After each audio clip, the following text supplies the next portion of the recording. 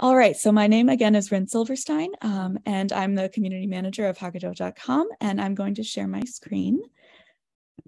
So Haggadot.com invites every Jew, regardless of their background, to find a place for themselves in the Passover story so that they may create more personal, meaningful, and more connective seders. And as I said, we're the same folks behind Haggadot.com as HighHolidaysAtHome.com.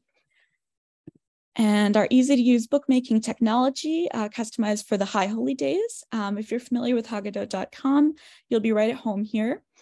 We have featured booklets ready to print covering from right now Rosh Hashanah through Simchat Torah. Plus, you can create your own, and you can even find High Holiday gatherings all on the same platform, which you use to RSVP for this event. So Haggadot.com and HighHolidaysAtHome.com are projects of custom and craft, Jewish rituals created by you, and we're a design lab for the Jewish community, experimenting with technology, media, and video to imagine new formats for engaging with ancient traditions. So I love that, that little blurb because it's a really great introduction to this very webinar. And I just wanted to also note that we are a 501c3, and so community donations allow us to keep our resources accessible. So if you do have the means, we do encourage donations, but again, if you don't, that is fine, and we understand. All right. So now to more formally introduce our speaker, Rabbi Melanie Lavav is an award-winning Jewish educator and conservative rabbi. She specializes in end-of-life care and conversations and brings this deep knowledge set to Shomer Collective as the executive director. Prior to Shomer Collective, Rabbi Lavav served as the director of PJ Library in New York, a program of the Harold Grinspoon Foundation. Rabbi Lavav has held positions at the Marks Jewish Community House of Bensonhurst, the Mandel Center for Jewish Education at JCC Association, the American Jewish Joint Distribution Committee, and UJA Federation of New York. Welcome, Melanie. Thanks so much. Hi, everyone, and welcome. It's nice to be with you all here today. Please feel free to call me Melanie. If you'd like to call on me, I welcome us to be interactive. Unmute yourself with questions or comments at any time, and I'll stop at a few points to invite discussion. Since we're a small group, I think we'll stay all together in conversation. And if it's your custom that a rabbi's first name is always Rabbi, you're welcome to call me Rabbi as well. So I am honored to serve as the director of Shomer Collective. We're a newish Jewish organization focused on helping to improve end-of-life care and conversations inspired and guided by Jewish wisdom. Our work grows out of the recognition that too many of us, too many of our families, too many people we know wind up in crisis because of our inability to talk about end of life, about death and dying. And as with today's session, Jewish wisdom throughout time is packed with stories and prayers and language and exhortations to acknowledge the ways in which death is very much a part of life. So our name, Shomer, is the Hebrew word for guard or watch, and it's the name of the role played by members of the Sacred Burial Society, the Chevra Kadisha, who sit with the body from the time of death through burial. And the idea is to watch over the body, to guard it, and really to provide sacred accompaniment as the soul begins its separation from the body. According to traditional Jewish thought, the body and soul are contained together while we are alive and separate at the time of our bodily death. So our work is really meant to evoke that idea of sacred accompaniment as we help folks to live well in the face of mortality, guided by and inspired by Jewish wisdom. So I'm so excited to share a bit with you today and to thank the incredible High Holidays at Home team for your partnership and collaboration. It's always fun, Rebecca and Rin. So also welcome to Samantha Zellman, my colleague from Shomer.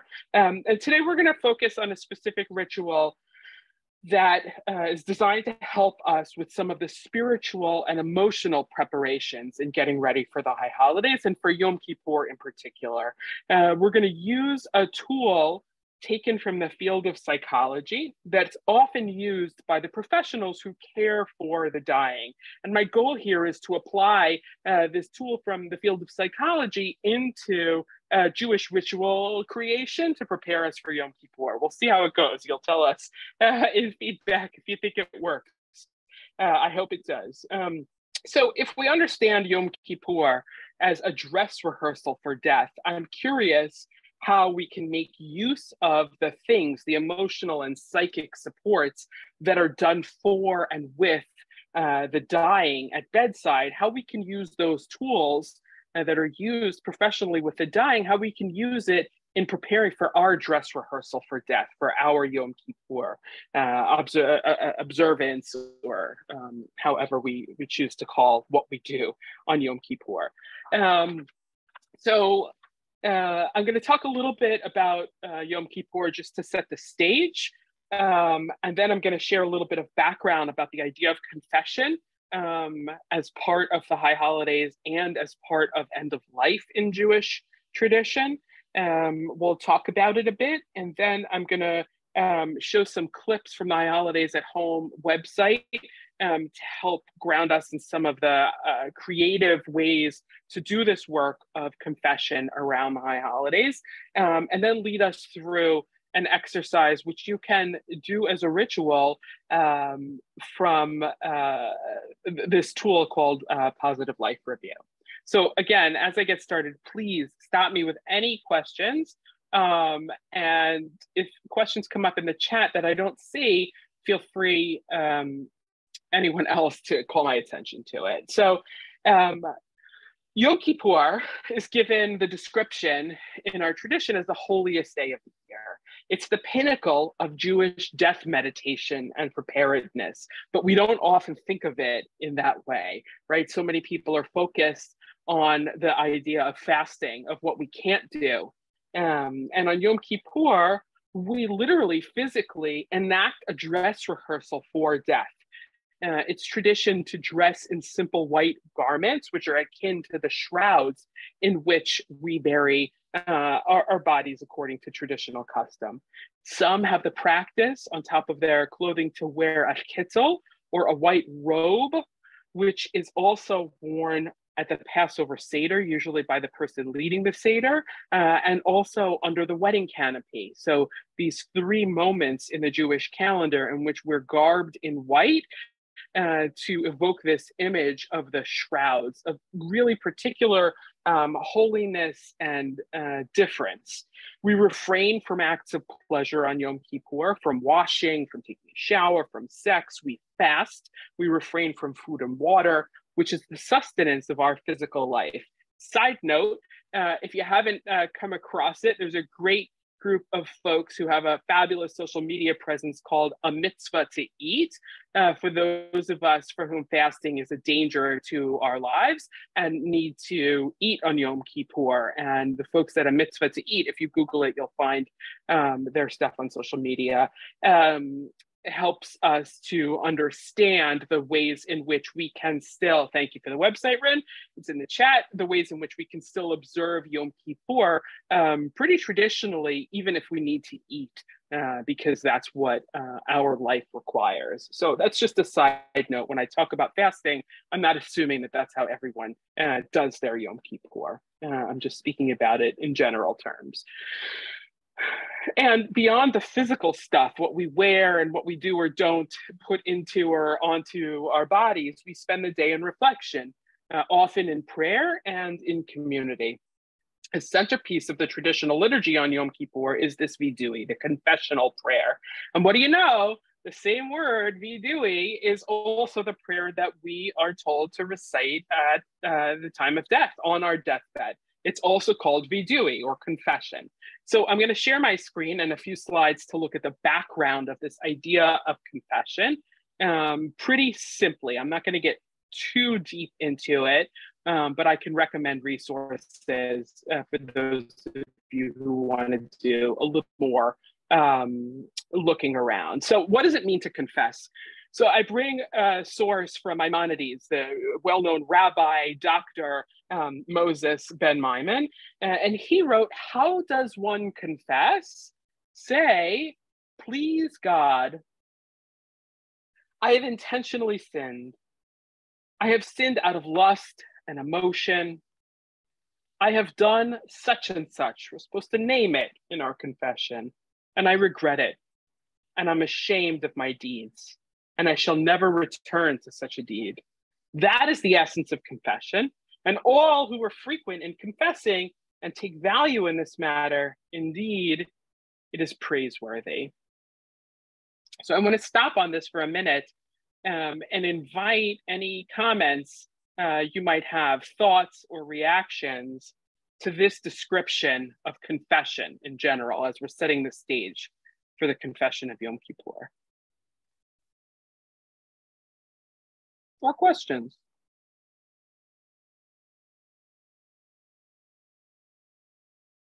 Does it resonate?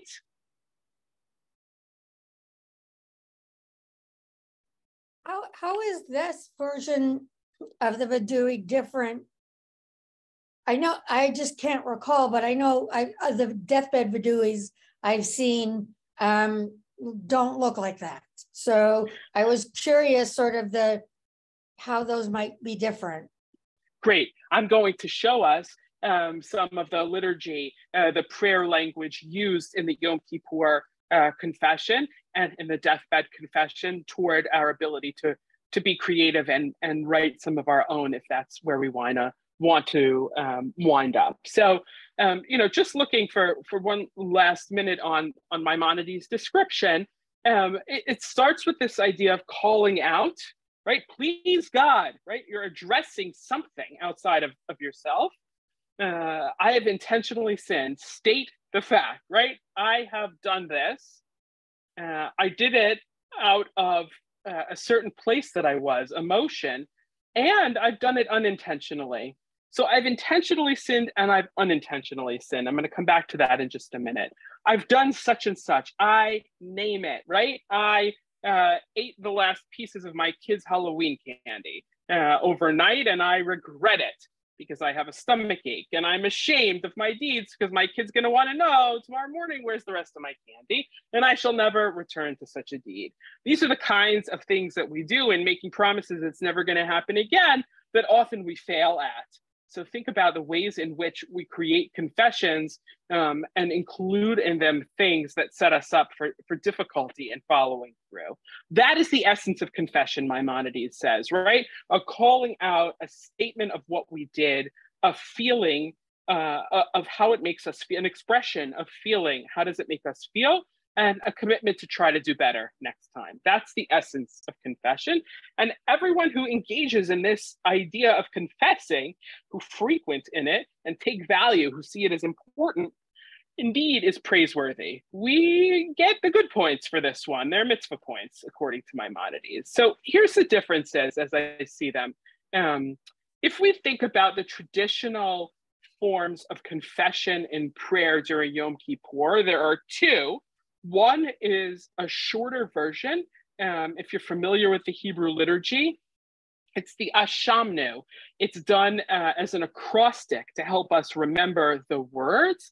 It's also contained in traditional daily liturgy, a shortened version of it. It's the Ashamnu, Bagadnu, Gazalnu, the Aleph, Bet, Gimel, right? And we say it while beating our chests, a physical action to go along with the words of reciting the things that we have done wrong.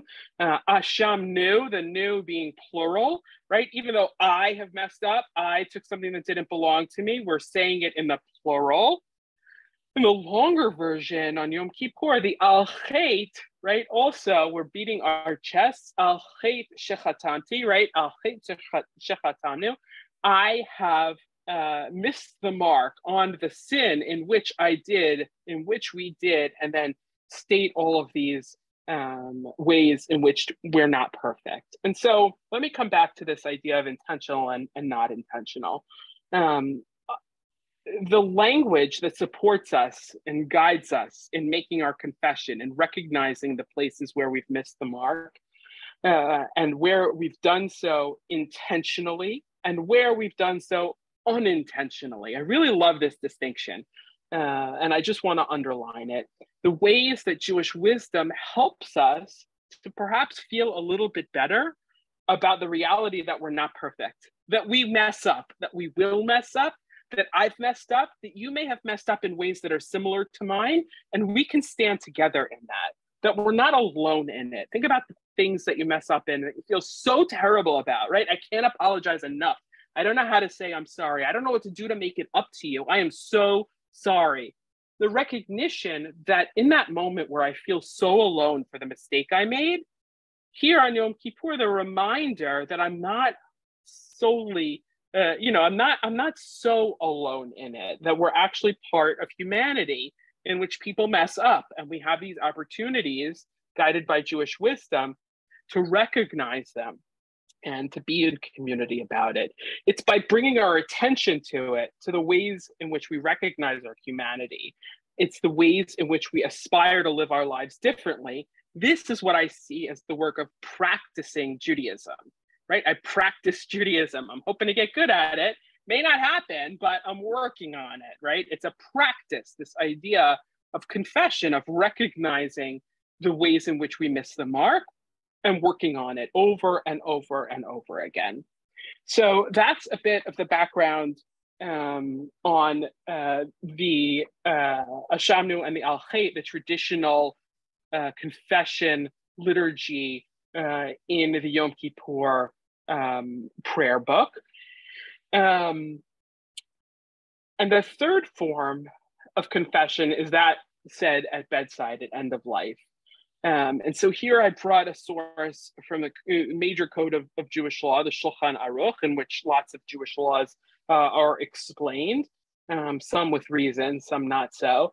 And it says this: if you feel death approaching, recite the Vidui. Be reassured by those around you. Many have said the Vidui and not died, meaning it's okay to say it and then still to be alive. You haven't messed up. And many have not said it and have died. You might die without saying it before you get the chance to do it. If you're unable to recite it out loud, say it in your heart. And if you're unable to recite it, others may recite it with you or for you. So you may see this if you have any experience, life experience, professional experience, TV watching experience, right? Of like, call in the chaplain, the person's dying. It's often called a priest in our Christian society. But if you've experienced it in Jewish community settings, it's called a rabbi.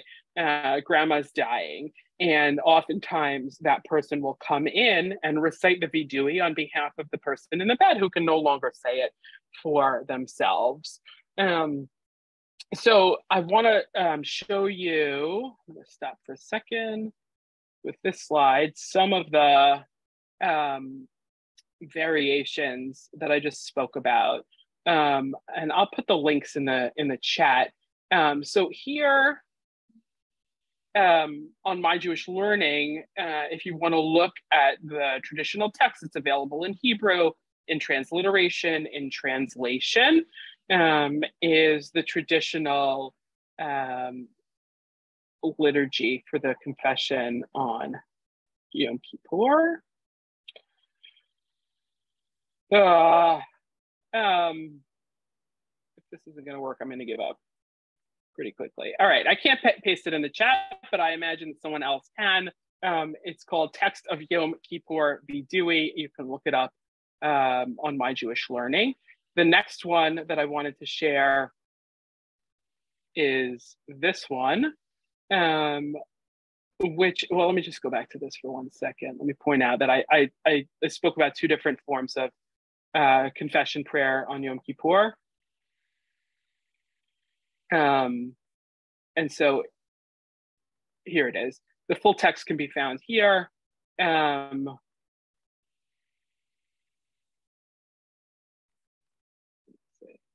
And you can go to Safaria. That's what I wanted to make sure you see, which is a collection online Jewish texts and liturgies where you can find lots of different traditional versions. And this is a translation of the text of the bedside end of life Vidui, translated by Rabbi Amy Eilberg, who spent a lot of years working in the healing and hospice work.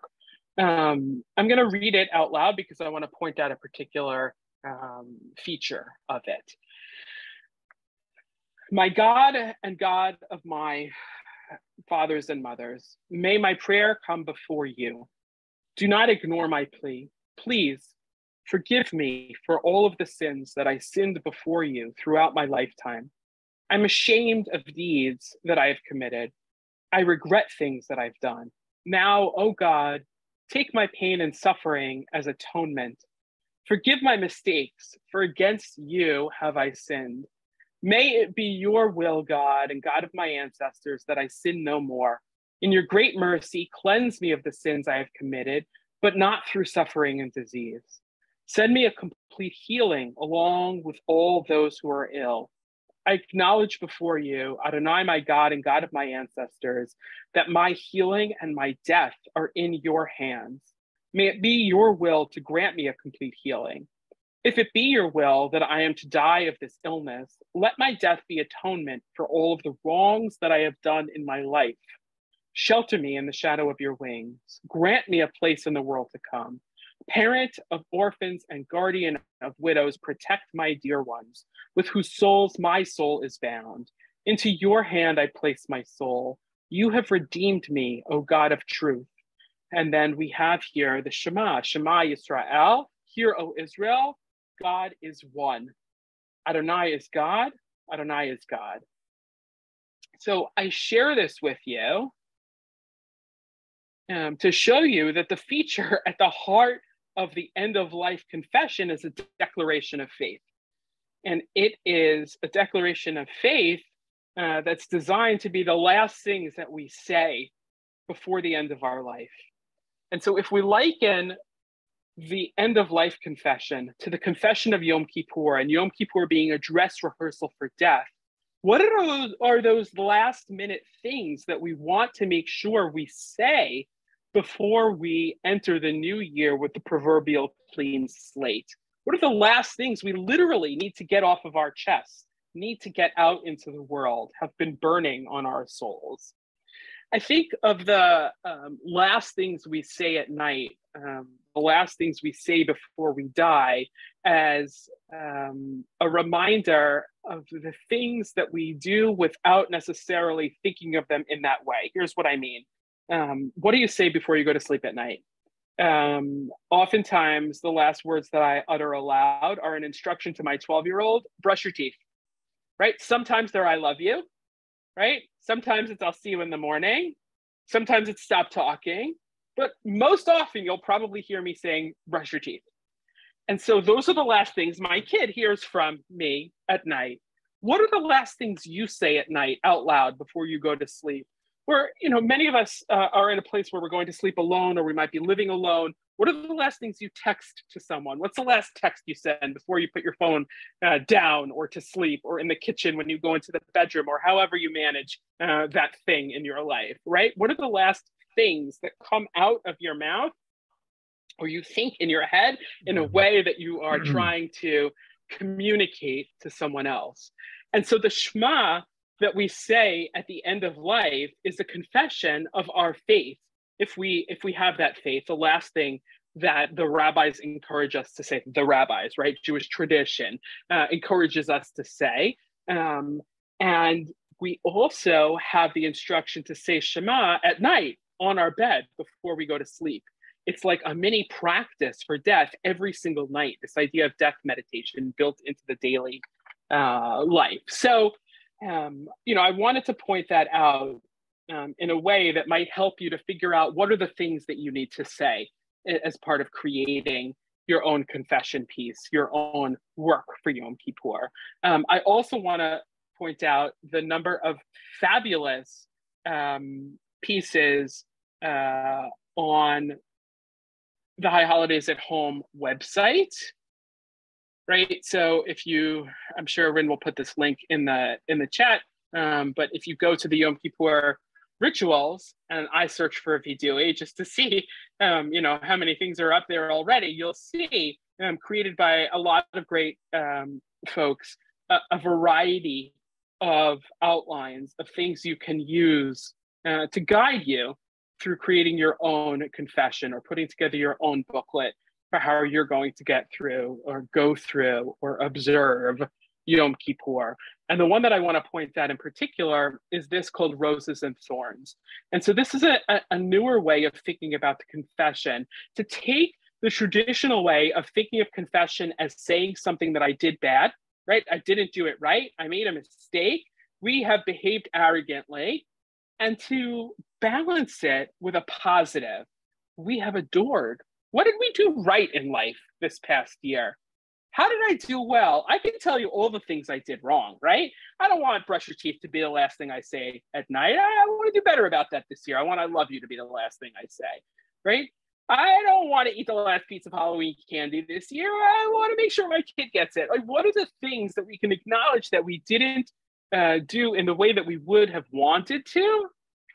And what are the things that we did well, right? My eldest is off at college, and his desire to speak to us and to tell us that he misses us, someone pointed out to me, was something that we did right with parenting, right? If your kid can actually express the feeling of homesickness, maybe that was something we did right. So, I'm thinking about that this year, the positive confession.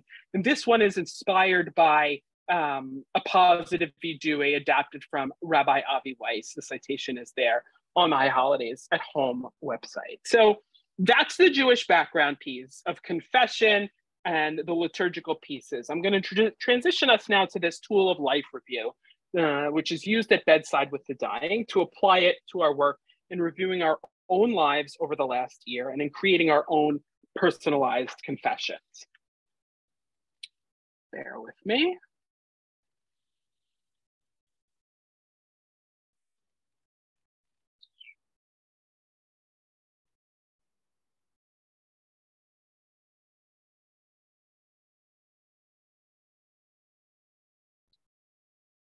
Oh, that Zoom bar at the top just gets in the way of everything. Here we go.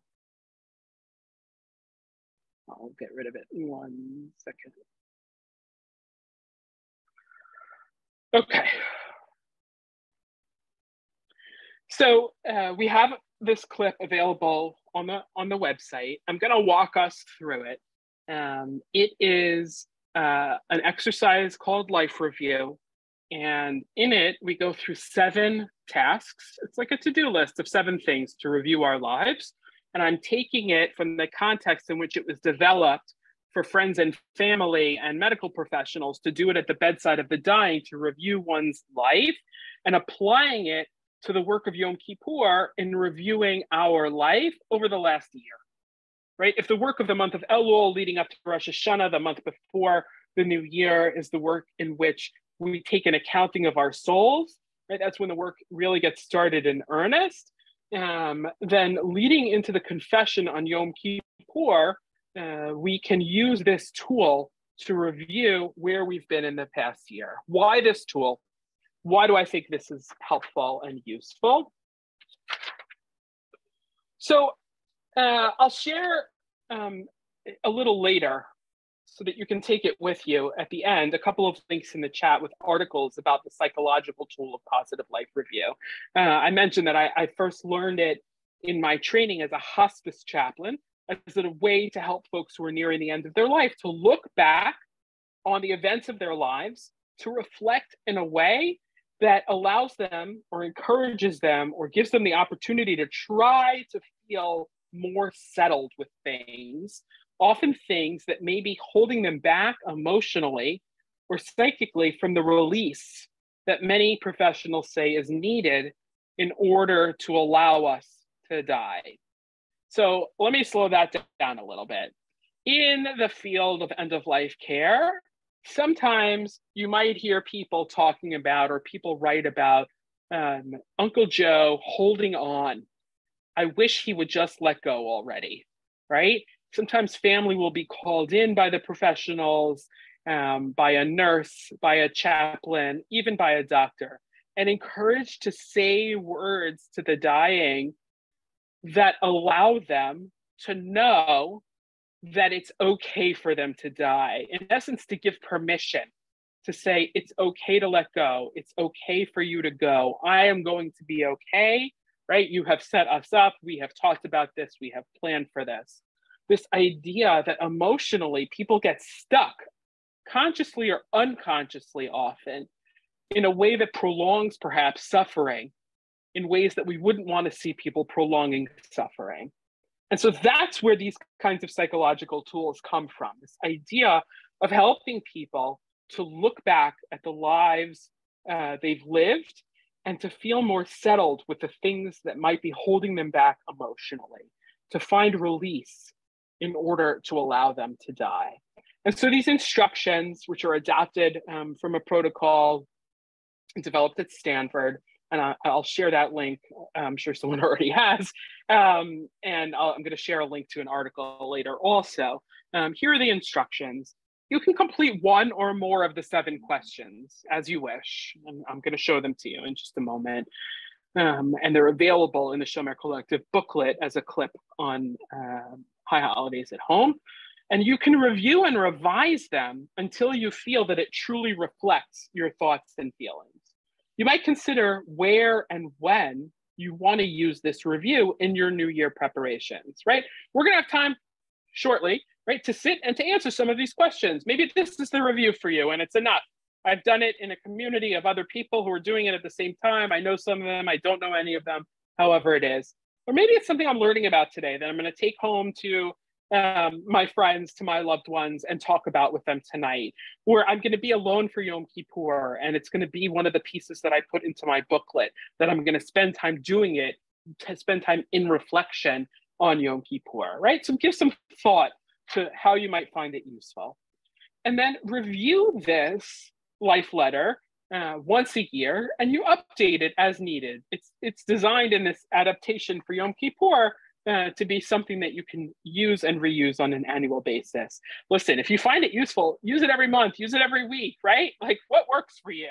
There's a beautiful tradition that I learned in one of the synagogues that I used to go to regularly of reflecting on the week past in coming into the celebration of Shabbat, of the day of rest.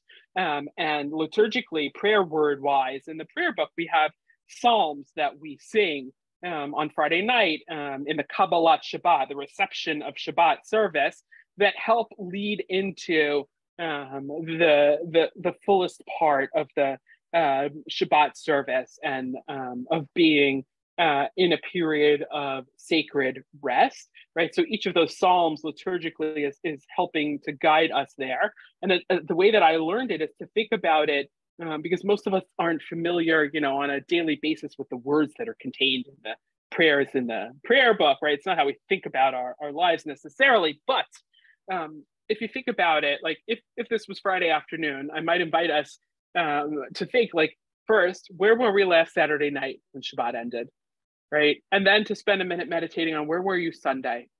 Who were you with? What were you doing? How were you feeling?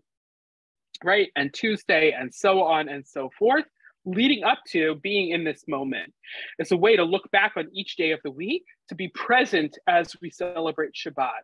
So a way in life review to reflect on each of the big events or things that stand out to us, the things that we can recall, right? For those of us who have some trouble with recall, in the last year of our lives. Maybe you think about it on a month basis or a season basis, right? Where was I last fall? What was I doing last winter, spring, summer, right? Summer ended yesterday, right? So it's helpful to figure out the pieces of time that work for you. And lastly, this can be quite sensitive and emotional work. So we advise that you proceed with caution, that this is the kind of stuff that might churn up other stuff that needs attention and tending to. And if you need some referrals to find professional folks and help to work through it, feel free to email us at hello@shomercollective.org. I don't want to leave you hanging. I see Samantha's going to put that in the chat to get in touch with us. And so here they are. I have them on 2 slides because I wanted to make them big enough to read. And so these are the 7 tasks. The first one starts with relationships. Think about the people who have figured prominently in your life in the last year. What are their names? So you can feel free to take a minute to write it down now. I'm gonna go through it pretty quickly and then give you time, if you want some more time to think about it, to do some writing and reflecting. Moving from relationships into time, the second instruction is to recall meaningful moments in your life that occurred in the last year. Can you describe them? The third is asking for forgiveness. Write the names of the people who you may have hurt in the last year. Use the opportunity to consider how and when you may ask for forgiveness. Side note, right? This work, in the way that it's written here, doesn't necessarily speak to the experience of trauma. And so wanting to use what we call professionally a trauma-informed lens, there are sometimes things that happen where forgiveness is not what we want. That's not the end goal, right? Things happen, it's not going to be forgiveness that we're going to end up with. So the fourth one, forgiving others or moving through the hurt, write the names of the people who have hurt you in the last year. Consider how and when to forgive or to move through the hurt, right? I think about all of the terrible things we read about in the media and how sometimes forgiveness is not what happens at the end of whatever resolution comes about, whether it be something that's played out in a court or between two people behind a closed door, that there's a way of moving through the hurt, not past it, not beyond it necessarily, but living with it, gaining perspective on it that may feel different qualitatively than forgiveness, right? Than letting someone off the hook, to give a crass description of forgiveness. So that's at the heart of these 7 tasks, 3 and 4, the asking for forgiveness, right? Acknowledging, confessing the places where we've missed the mark in relationship to other people. And the fourth is thinking about the ways in which hurt has been foisted on us, the ways in which we have experienced something undesirable because of something someone else did. And let me add another side note here in terms of Jewish thought. There are 2 categories that we might keep in mind here. One are the responsibilities that we have as humans between one another, bein adam lechavero, between one person and their fellow person and their sister person and their friend and their mate, right? The things that you and I as humans have together, and the ways in which I have responsibilities to you, and I might make mistakes in that relationship with you. And the other category is bein adam lamakom, between the human and lamakom. So the word makom in modern Hebrew means place, and is also one of the euphemistic words we use for God. Place. God is place, right? And so bein adam lamakom is those responsibilities, that category of responsibility that I have between me and the things outside of me in a broadened understanding of God, or between me and my personal God, if that's how I view God in my life. And so you might think about those categories when you go through 3 and 4 of naming the people you've hurt or the ways in which you have hurt yourself in relationship to the things outside of yourself, right? The God piece there. And same with number 4. Number 5 is saying thank you. Write the names of the people in your life you wish to thank based on your life over the last year.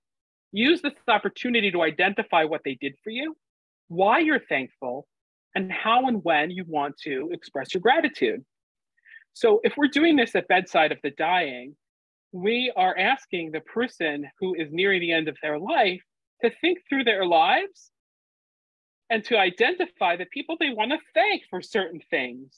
And maybe it's just something they need to say out loud or to share with you if you're attending to them, right? You're sitting with them as a friend, as a loved one at bedside, or maybe it's a letter that you type out in an email on your phone and you send for them when you leave that room at the end of the day or the night, right? The saying thank you helps people to acknowledge the places where we've had positive, we write positive life review. We've had a positive experience. I want to say thank you right? Even if it comes out of a bad thing, I was in a really bad place, I was unemployed, and you helped me to find a job. And that job changed the trajectory of my entire career and life and well-being, right? The places we want to say thank you. So if that's the big task at end of life, how do you do that for the past year, right? You think back in those time periods that you have identified as helpful for yourself, whether they be weeks or months or seasons or other, and the people you've come across who you want to thank for the things that have made a difference in your life. And how do you want to do that? How do you want to say thank you? Maybe it's a donation to a charity for that cause that they support, right? Maybe it's a letter. Maybe it's a sit down and have coffee and thank them in person. That's often the hardest. Number 6 is saying, I love you. Write the names of the people in your life for whom you have felt love in the last year. How and might you express this love to them ahead of the new year? I think about the call that my partner had Erev Yom Kippur with her father annually while he was still alive. He's no longer alive. It was a simple call in which he offered her the priestly blessing. And he did it once a year. It wasn't their Friday night Shabbat practice. It was the once a year before Yom Kippur.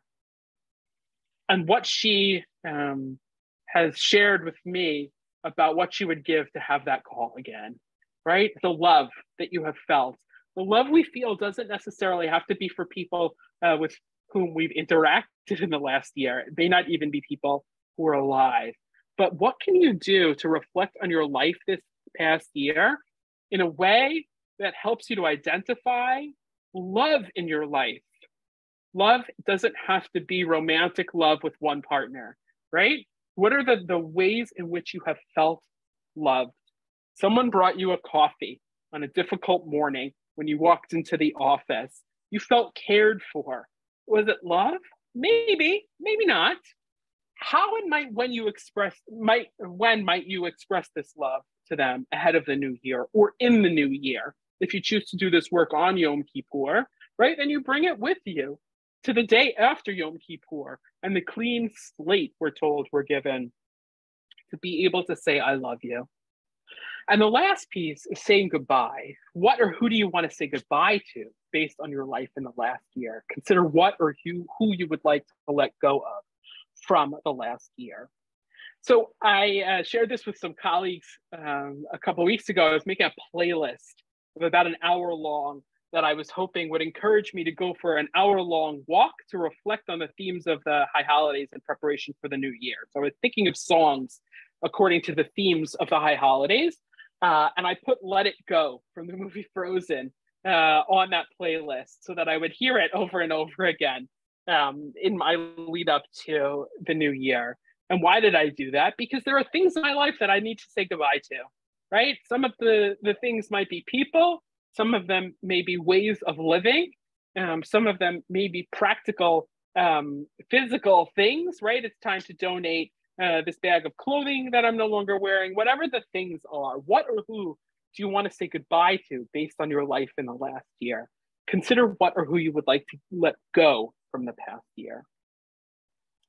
So here's where I'm going to pause for a few minutes. We'll take 2 or 3. If you want more than that, I'm going to use that time to look through the chat. But to give you some more time without me talking at you to reflect, and then I'll invite us into conversation.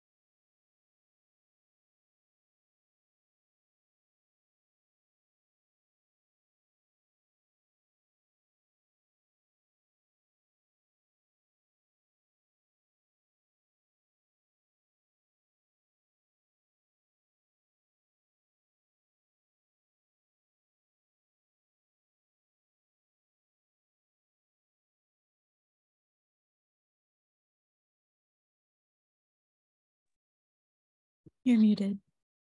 Thank you. I invite you to continue this work beyond our time together today. I really wanted to offer a tool and set the stage and to put it in the context of ritual. If we think about the ways in which ritual done well feels good, I think about the components that are necessary to feel like a ritual was done well, it felt good. Consider your setting, right? Where are you physically, emotionally, time-wise? Your intention. What's your intention going into this life review? And whether you want to be alone or in community, is this a tool that you email to your best friend and say, let's get together on Saturday night by Zoom because we live in different cities and, work on it together? I could use some help. I'm struggling a little this year. I want to think back on my life in the last year with some support. Bring it to therapy. Do it on a walk, right? And every few minutes, stop and look at another question and think about it as a walking meditation. I encourage you to think about the places, the times, the ways in which we do this spiritual work to achieve what we want out of it. And I also want to show you another tool that you might find helpful in doing this reflection work. It's called doyou10q.com, which I'm sure will be put in the chat any second now. It's from our friends at Reboot. When you sign up for it, you'll get 10 emails with a question each day for 10 days. It's designed to be used as a tool for reflection during the 10 days between Rosh Hashanah and Yom Kippur. Afterwards, you send your answers to the secure online vault, and a year later, your answers are unlocked and returned, and the process begins anew. So you can click around and take a look and see if it's something that you might find useful if you haven't already seen it. So I'm going to stop there and invite questions, reflections. I have a last piece that I'll share right before we end, but I want to stop talking for a little while. What do you think? How was it? What are you thinking about? How will it be?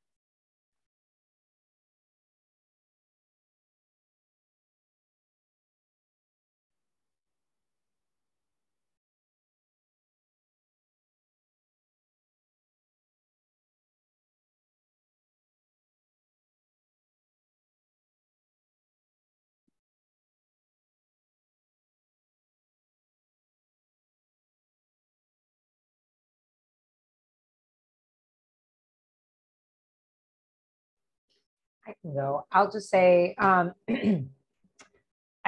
really appreciate like the framing and how it's sort of holding both of these things together of like both whom we may have hurt, who may have hurt us, but also that sort of more positive lens. I'm not always a fan of the Shamnu, chest beating. I find it sometimes really difficult. So I like this alternate way of sort of thinking about it all together and putting it into a context of a whole year in a more honest and like self-reflective way. So thank you for that.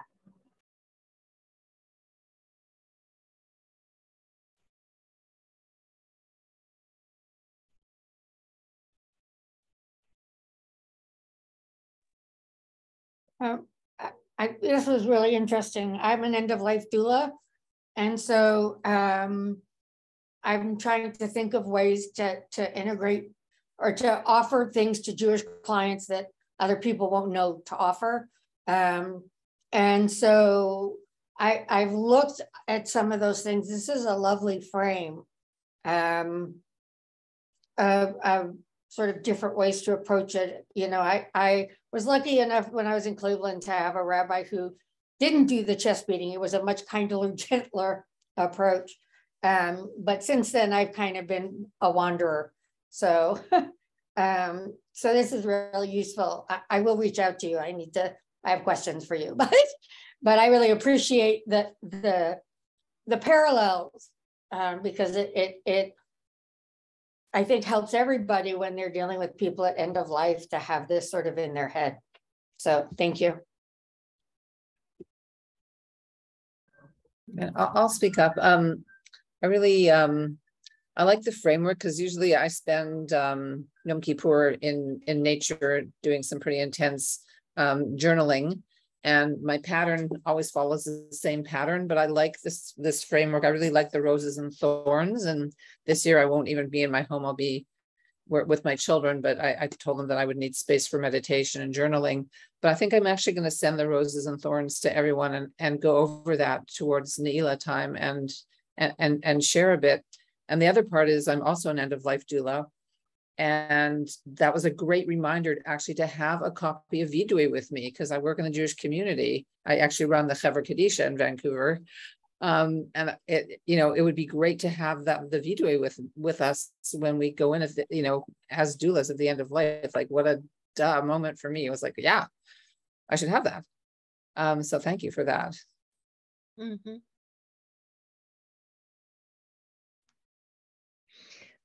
Can I say something? Thank you. This is amazing because really my sense of Yom Kippur is dread. This total fearful thing about from when I was a child, the book of life is opened and the book of life is closed and you don't know. It doesn't matter what you confess. It's done. It's a done deal. So, this is a different kind of perspective. I really did. And I've never heard of end-of-life doulas. I've heard of doulas for childbirth, but I've never heard of the end-of-life doula. So that's fascinating. I have to look it up. But yeah, so this is great. A lot of opportunities to grow, to think, and thank you. Thanks. I appreciate the immediate feedback. It's helpful to know when what you're teaching to a silent audience is hitting or not, when you're not in the same room and you can't feel the energy or observe the body language. So allow me to share one last piece of Jewish wisdom that I want to leave you with. And this is a teaching from the Talmud, from the oral law. And we learn there that Rabbi Eliezer says, repent one day before your death. Rabbi Eliezer's students asked him, but does a person know the day on which he will die? And he said to them, all the more so that this is a good piece of advice, that one should repent today, lest he die tomorrow. And by following this advice, one will spend his entire life in a state of repentance. And King Solomon, this is the Talmud, the oral law, the rabbis bringing in an older source from the Bible to prove their point. And King Solomon also said in his wisdom in the book of Ecclesiastes, at all times your clothes should be white and oil shall not be absent from upon your head, meaning that a person always needs to be prepared, that a person should always walk around being anointed and ready for the day of judgment.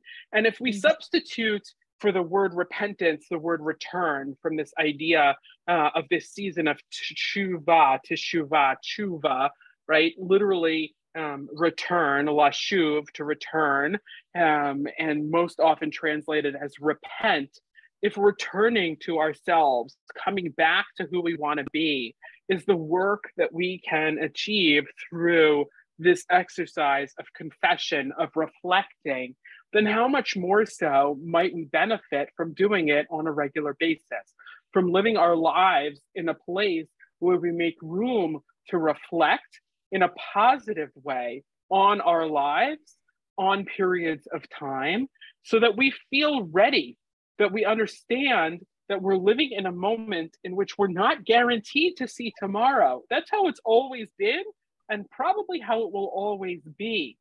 And that Jewish wisdom offers us a way to think about it, hopefully in a way that's not, we're trembling before God all the time and worried, but that we're able to hold in tension that reality with the opportunity to acknowledge the love we have, the relationships we have, the ways in which we've done things well, the things that have gone right for us in the last year.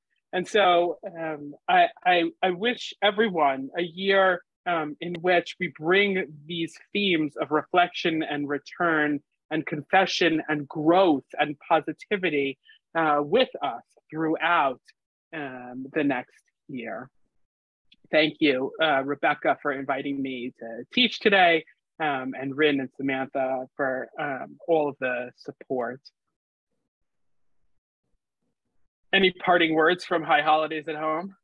We do have one final slide to share. Thank you so much, Melanie. That was so beautiful and healing. Your words are amazing. And thank you everyone for being here. I just want to share one final slide with you while I get this up. Okay. So thank you again. This is highholidaysathome.com. And if you'd like to find an event to gather with friends and family or find an event near you, you can go to highholidaysathome.com/events. You can also feel so free to contact us with any questions or responses at info@haggadot.com. And thank you again so much, everyone, for being here. It's been such a beautiful session. Thank you.